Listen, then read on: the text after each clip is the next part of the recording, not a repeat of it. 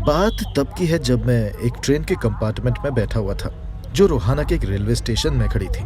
मुसाफिर उस ट्रेन में चढ़ उतर रहे थे, मगर मेरे कंपार्टमेंट में सिर्फ मैं ही था। लेकिन तभी एक लड़की उस कंपार्टमेंट में आई। दो जन उसे छोड़ने आए थे, जो शायद उसके माता पिता थे।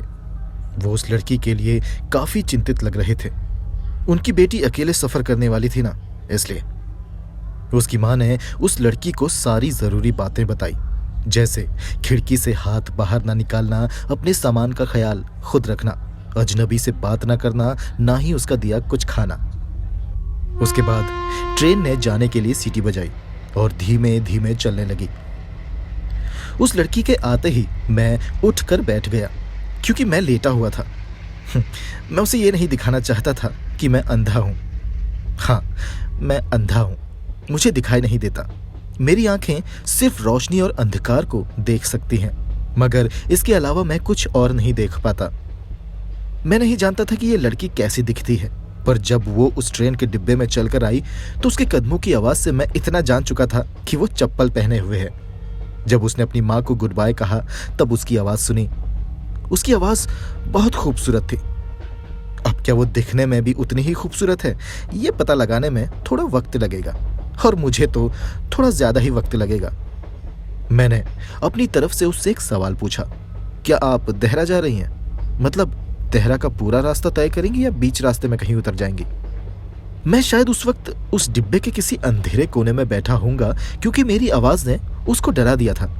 तभी वो बोली, ओह माफ करना, मुझे पता नहीं चला यहाँ पर कोई बैठा है। थोड़ा डर गई मैंने भी मुस्कुराकर जवाब दिया, हाँ ऐसा अक्सर होता है। जिनकी आंखों की रोशनी तेज होती है, उन्हें सामने पड़ी चीजें दिखाई नहीं पड़ती, क्योंकि उनके पास देखने के लिए बहुत कुछ होता है ना, इसलिए। अभी आप मुझे ही देख लो। जब आप इस डिब्बे में आई तब मैंने सिर्फ आपकी आवाज सुनी, मैं आपको देख नहीं पाया था। मैं लेटा हुआ था ना, इसलिए। मैं कोशिश कर रहा था कि वो ये ना समझ ले कि मैं अंधा हूं। एक तरह से मैं उसके साथ खेल खेल रहा था। अगर मैं इसी तरह अंधेरे कोने में बैठा रहूंगा तो ऐसा कर पाऊंगा। उस लड़की ने जवाब दिया, जी मैं सहारनपुर जा रही हूं, मेरी आंटी वहां मुझे लेने आएंगी। मैंने कहा, ओह फिर तो मुझे आपसे ज्यादा जान पहचान नहीं बढ़ानी चाहिए। उसने कहा, क्यों? मैंने कहा, क्योंकि ये जो आंटियां होती है ना, ये थोड़ा डरावना सा क्रिएचर होती है। सॉरी, गंदा जोक था। उसने कहा, वैसे आप कहाँ जा रहे हैं? मैंने कहा कि मैं पहले देहरादून जाऊंगा, उसके बाद मसूरी। उसने कहा कि आप कितने लकी हैं जो मसूरी जा रहे हैं। मुझे वहां की पहाड़ियां बड़ी पसंद है, खासकर अक्टूबर के महीने में। मैंने कहा, हाँ वो समय काफी अच्छा होता है। पहाड़ियां उस समय खूबसूरत लगती हैं, सूरज भी काफी अच्छा लगता है, और उस ठंड में रात में आग के सामने बैठे हुए ब्रांडी पीने का मजा ही कुछ और है। अक्टूबर के महीने में बहुत लोग जाते हैं मसूरी। मेरी बात सुनकर वो चुप चुप सी हो गई।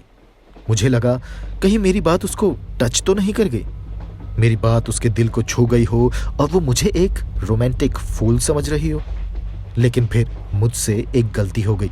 मैंने उससे पूछ लिया कि ट्रेन की खिड़की के बाहर कैसा लग रहा है। वो कुछ नहीं बोली, बस चुपचाप बैठी रही। मैंने मन में सोचा, कहीं इसको पता तो नहीं चल गया कि मैं अंधा हूं। लेकिन उसके अगले सवाल ने मेरे सारे शक दूर कर दिए। वो बोली, आप खुद ही देख लो बाहर। तो मैंने गर्दन खिड़की की तरफ घुमाई और धीरे धीरे देखने की कोशिश करने लगा। मैं ऐसा नाटक करने की कोशिश कर रहा था जैसे मुझे बाहर का नजारा देखने में काफी अच्छा लग रहा है। मुझे महसूस हो रहा था कि बाहर बिजली के खंबे खिड़की के पास से गुजर रहे हैं। खंबे लगे होते हैं ना पटरियों के किनारे, वही। मैंने उससे कहा, अच्छा मैडम, आपने कभी गौर किया है कि ये जो पेड़ गुजरते हैं हमारे सामने से, ऐसा लगता है कि हम तो बैठे हैं मगर ये पेड़ चल रहे हैं। उसने कहा, इसमें नया क्या है, ये तो हमेशा ही होता है मिस्टर। इसके बाद मुझे ऐसा लगने लगा कि वो मेरा टेस्ट ले रही हो। उसने पूछा, अच्छा ये बताओ कि बाहर कोई जानवर दिखाई दे रहा है? मगर मैं भी चालाक हूं। मैंने पूरे विश्वास के साथ कहा, नहीं, क्योंकि मैं ये तो जानता था कि देहरा के जंगलों में अब कोई जानवर बचे नहीं हैं, तो दिखेंगे कहां से। अब खिड़की से चेहरा हटा के मैं वापस उस लड़की की तरफ देखने लगा। काफी देर तक वो खामोश बैठी रही, मैं भी कुछ नहीं बोला। फिर मैंने उस चुप्पी को तोड़ते हुए कहा, आपका चेहरा बहुत दिलचस्प है। कुछ ज्यादा ही हिम्मत दिखा ली थी मैंने। वो भी ना जाने क्या सोच रही होगी। लड़कियां काफी जल्दी समझ जाती हैं कि लड़का चांस मार रहा है।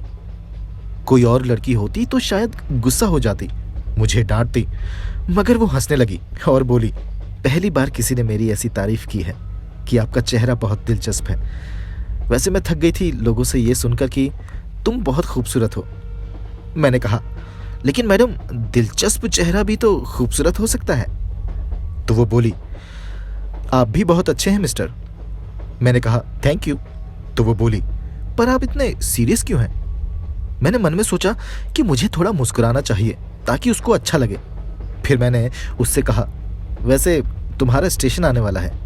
तो वो बोली, थैंक गॉड ये सफ़र ज़्यादा लंबा नहीं था। आपको पता है मैं 2-3 घंटों से ज़्यादा नहीं बैठ पाती ट्रेन के अंदर।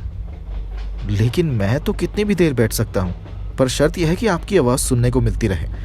अब ये बात मैंने अपने मन में बोली थी, इतना हिम्मत वाला नहीं हूँ कि उसके मुंह पे बोल दूँ। वो ट्रेन सहारनपुर के रेलवे स्टेशन पर रुकी और वो लड़की जाने लगी। वो शायद घर जाने के बाद इस सफ़र को, इस मुलाकात को ज़रूर भूल जाए, मगर मेरे लिए ये मुलाकात, ये सफ़र एक याद बनकर हमेशा रहेगी। अब वो ट्रेन से नीचे उतरने वाली थी और फिर हमेशा हमेशा के लिए मुझसे दूर जाने वाली थी। मगर उसके जाते जाते मैं ये पता लगाना चाहता था कि उसके बाल कैसे हैं, मतलब खुले थे या बंधे हुए थे या फिर कटे हुए। बाहर से एक औरत उस लड़की को पुकार रही थी। शायद वो उसकी आंटी थी जिसके बारे में उसने मुझे बताया था। उसने जाते वक्त मुझे गुड बाय कहा। उस वक्त वो मेरे बहुत करीब खड़ी थी, इतना करीब कि मैं उसके बालों की खुशबू को साफ महसूस कर सकता था। उसके बाद वो लड़की वहां से चली गई। उसके जाने के बाद उस डिब्बे में एक दूसरा आदमी आया और वो ट्रेन फिर से चलने लगी। ट्रेन का धक्का खाकर वो आदमी अपनी सीट पर गिरा और बैठ गया। अब मैंने उस आदमी से भी वैसे ही बातें करना शुरू कर दिया जैसे उस लड़की से कर रहा था। मैं उस आदमी को भी ये नहीं दिखाना चाहता था कि मैं अंधा हूं। मैं सामान्य लोगों की तरह दिखने की कोशिश कर रहा था, मगर मैं इस आदमी से ज्यादा बात नहीं कर रहा था।